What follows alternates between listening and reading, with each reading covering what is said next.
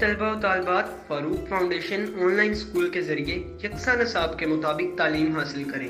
अगर हमारी वीडियोस पसंद आएँ तो चैनल को सब्सक्राइब करें और दोस्तों के साथ शेयर करें और बेल आइकन को लाजमी प्रेस करें ताकि आने वाली नई तालीमी वीडियोस आपको मिल सके। बच्चों, ऑनलाइन स्कूल से आप मुकम्मल तालीम हासिल करके बोर्ड का इम्तहान बराए जमात नहम दहम बेहतर तौर पर पास कर सकते हैं। आप अपनी उम्र और तालीम के मुताबिक मज़ीद तालीम हासिल करें। वालिदैन से फ़ोन या कंप्यूटर पर हमारी वीडियोस के ज़रिए तालीम हासिल करने की दरख्वास्त करें। रोज़ाना 1 से 2 घंटे ऑनलाइन पढ़ाई करें और जब आप स्कूल जाएंगे तो आपको मज़ीद किसी मदद की ज़रूरत नहीं होगी। इस तरह पढ़ाई करके अपना वक्त और वालिदैन के अखराजात में बचत कर सकते हैं। ऑनलाइन स्कूल की कोई फ़ीस नहीं है। जूम पर भी क्लासेस का फ़ायदा उठा सकेंगे। हर क्लास और हर मजमून की मुकम्मल तालीमी वीडियोस मौजूद हैं। So okay students, our new topic is salts, which is on page number 38, chapter number 10, acid, bases and salts. So let's start from the very first one thing, that is the definition of salt. Salt are ionic compounds formed by neutralization of an acid with a base. Salt जो हैं वो ionic compounds हैं, यानी इनके ऊपर positive और negative charge होता है। और ये बनते किस तरह हैं, जब हम लोग एसिड को बेस के साथ न्यूट्रलाइज करते हैं और हमारे पास इन प्रोडक्ट जो है फॉर्मेशन होती है साल्ट एंड वाटर की। तो जब हमारे पास कोई एसिड यानी HCl प्लस कोई बेस यानी सोडियम हाइड्रोक्साइड एक दूसरे के साथ रिएक्ट करते हैं तो सोडियम क्लोराइड प्लस वाटर की फॉर्मेशन होती है। तो सोडियम क्लोराइड जो है वो हमारे पास आयनिक कंपाउंड है जिसे हम साल्ट भी कहते हैं। सो साल्ट बेसिकली एक ऐसा आयनिक कंपाउंड है जो कि बनता है न्यूट्रलाइजेशन से। न्यूट्रलाइजेशन रिएक्शन किस चीज़ का होता है, एसिड और बेस का। जब एसिड और बेस एक दूसरे के साथ रिएक्ट करते हैं तो वो न्यूट्रलाइज करते हैं एंड फॉर्मेट करते हैं वाटर को और साल्ट्स को। So salts are made up of positive ions and negative ions, यानी कि साल्ट्स जो हैं वो केटाइंस पर भी कंसिस्ट करते हैं और एनाइंस पर भी, यानी जिनके ऊपर पॉजिटिव चार्ज हो और जिनके ऊपर नेगेटिव चार्ज हो। A cation is metallic ion derived from the base, therefore it is called basic radical. सो जो कैटाइन है वो मेटेलिक आयन है, यानी किसी मेटल के ऊपर जो एक चार्ज होता है पॉजिटिव, जो कि ड्राइव किया जाता है बेस के थ्रू, यानी सोडियम हाइड्रोक्साइड एक बेस है। तो जो सोडियम है वो हमारे पास मेटालिक आयन है, जबकि वो ड्राइव किया जा रहा है फ्रॉम द बेस, यानी सोडियम हाइड्रोक्साइड। हाइड्रोक्सल आयन है तो मतलब इट इज़ बेस, तो it is drive from the base, therefore it is called basic radical. while an ion is derived from an acid, therefore it is called acidic radical। जबकि जो A9 है हमारे पास chlorine है, यानी उसके ऊपर negative charge होता है, तो क्लोरीन जो है वो डिराइव किया जा रहा है एसिड से, यानी हाइड्रोक्लोरिक एसिड से। हमारे पास जो क्लोरीन है वो डिराइव, इसलिए इसको हम कहेंगे acidic radical. A salts get its name from the names of the metal and the acid। salts का जो नाम है वो मेटल और एसिड दोनों को मिला के दिया जाता है। सो एसिड्स एंड देयर salts। अब हमारे पास कुछ नेम हैं मेटल्स के, उनसे एसिड जो बनता है वो उनके नाम हैं, प्लस जो उनका आगे साल्ट नेम फर्दर बनता है उनके हमारे पास नाम है। तो नंबर 1 हम लोग देखते हैं, मेटल है हमारे पास सोडियम और एसिड है हमारे पास हाइड्रोक्लोरिक एसिड। तो जब ये दोनों मिलेंगे तो सोडियम क्लोराइड की फॉर्मेशन करेंगे। और जब पोटाशियम है हमारे पास, जब वो नाइट्रिक एसिड के साथ रिएक्ट करेगा तो पोटाशियम नाइट्रेट की फॉर्मेशन करेगा। जबकि जिंक जो है वो सल्फ्यूरिक एसिड के साथ रिएक्ट करेगा तो जिंक सल्फेट सॉल्ट की फॉर्मेशन करेगा। मीनवाइल कैल्शियम जो है वो फॉस्फोरिक एसिड के साथ रिएक्ट करके कैल्शियम फॉस्फेट साल्ट प्रोड्यूस करेगा। जबकि जो लास्ट है वो है सिल्वर। सिल्वर जब एसिड के साथ रिएक्ट करेगा, यानी एसिटिक एसिड के साथ, तो वो फॉर्मेशन करेगा सिल्वर एसीटेट की। तो ये तमाम सॉल्ट्स हैं, तमाम जो हैं मेटल और एसिड्स की कम्बिनेशंस हैं जिनसे हमारे पास फर्दर साल्ट्स की प्रोडक्शन होती है। सो इसके बाद हमारे पास यहाँ पर कुछ करेक्टरिस्टिक्स हैं सॉल्ट्स की। Salts are ionic compounds found in crystalline form. Salt जो हैं वो आयनिक कंपाउंड होते हैं और वो क्रिस्टल्स की फॉर्म में होते हैं, यानी चमकदार उनकी क्रिस्टलाइन फॉर्म होती है। सेकेंड हमारे पास जो करेक्टरिस्टिक है वो है they have high melting and boiling point. इनके जो मेल्टिंग और बॉइलिंग पॉइंट्स होते हैं वो बहुत ज़्यादा हाई होते हैं, यानी अगर इनको बॉयल किया जाए तो भी बहुत ज़्यादा हाई होती है और मेल्ट फ्रीज़ किया जाए तो भी बहुत जल्दी मेल्ट हो जाते हैं, यानी इनका जो मेल्टिंग और बॉइलिंग पॉइंट है वो बहुत हाई हैं। थर्ड हमारे पास जो करेक्टरिस्टिक है वो है most of the salts contain water of crystallization which is responsible for the shape of crystals.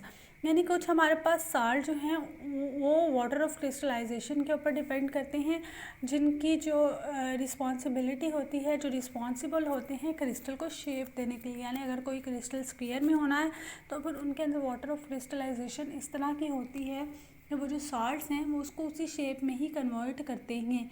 Number of molecules of water are specific for each salt, जबकि जो मॉलिक्यूल वाटर की हैं उनकी जो कैपेसिटी है, उनके जो नंबर्स हैं वो हर साल्ट के लिए मखसूस हैं। And they are written with the chemical formula of the salt, और वो लिखे भी किस तरह जाते हैं, साल्ट के केमिकल फार्मूला के साथ। For example copper sulphate dot 5 molecules of H2O। यानी अब साल्ट हमारे पास है कॉपर सल्फेट प्लस जो उसके साथ वाटर मॉलिक्यूल्स हैं उनकी जो अमाउंट है वो साल्ट के करेक्टरिस्टिक के ऊपर बेस करके बनाई जाती है। जबकि हमारे पास सेकंड साल्ट है कैल्शियम सल्फेट, तो calcium sulphate CaSO4 dot 2 molecules of water, तो इधर वाटर के जो मॉलिक्यूल्स की अमाउंट है या नंबर हैं वो 2 हैं। तो हमारे पास इसकी वाटर ऑफ क्रिस्टलाइजेशन होती है जिससे हम लोग फर्दर साल्ट को शेप दे सकते हैं।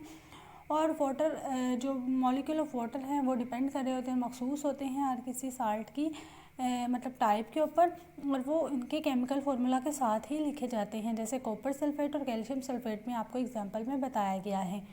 सो नंबर फोर्थ करेक्टरिस्टिक है salts are neutral compound. Neutral compound किस तरह है, क्योंकि ये न्यूट्रलाइजेशन रिएक्शन करते हैं एसिड और बेस के मिलाप से हमारे पास फर्दर साल्ट की फॉर्मेशन होती है। That's why these are neutral although they do not compose of equal number of positive and negative ion.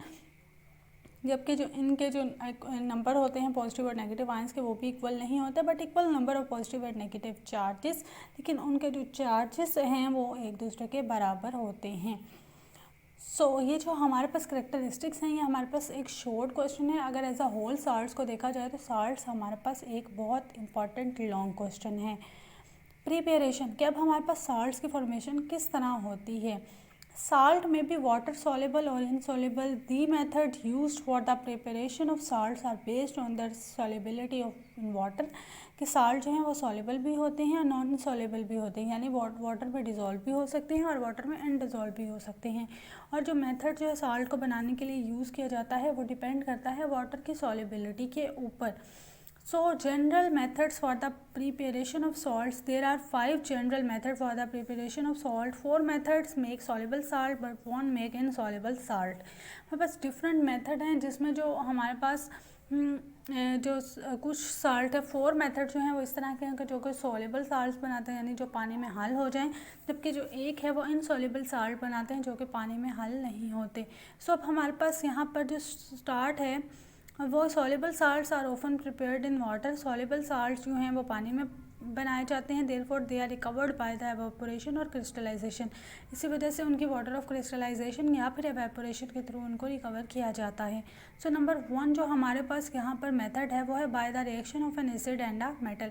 जब हम किसी एसिड के साथ मेटल को रिएक्ट करते हैं तो हमारे पास फॉर्मेशन होती है साल्ट की और हाइड्रोजन गैस जो है उसकी। पहला जो हमारे पास मेथड है वो है by the reaction of an acid and the metal. This is the direct displacement method in which hydrogen ion of acid is replaced by reactive metal.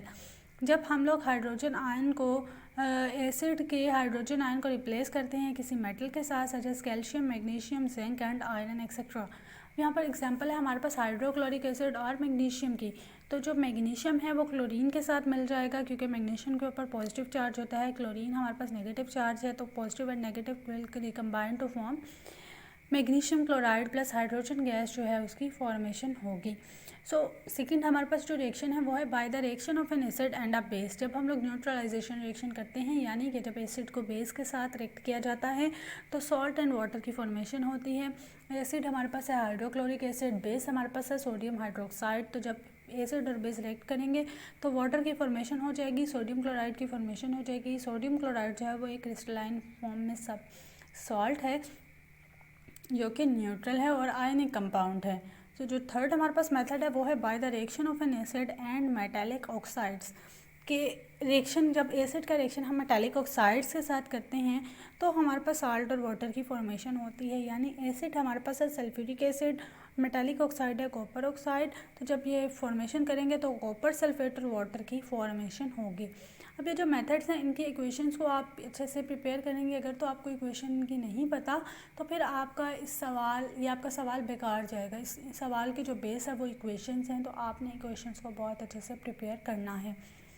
सो हमारे पास जो फोर्थ मेथड है जो कि इनसॉल्युबल साल्ट फॉर्मेशन करता है which is by the reaction of an acid. Fourth method जो है वो हमारे पास जो सॉल्युबल साल्ट की फॉर्मेशन करता है which is by the reaction of an acid and the carbonate.